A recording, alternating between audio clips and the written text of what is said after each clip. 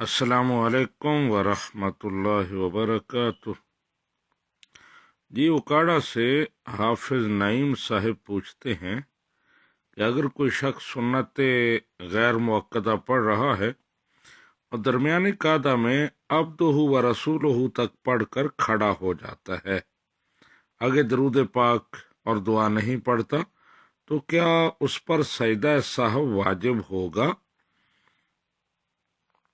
جی حافظ نعیم صاحب، جو صورت آپ نے بتائی ہے اس میں سجدہ سہو واجب نہیں ہوگا، اس لیے کہ درمیانی قاعدہ میں سنت غیر مؤکدہ کے درمیانی قاعدہ میں درود پاک پڑھنا یہ واجب نہیں ہے، اور سجدہ سہو تب واجب ہوتا ہے کہ جب کوئی واجب عمل چھوڑا جائے، تو اس لیے اس صورت میں سجدہ سہو واجب نہیں ہے۔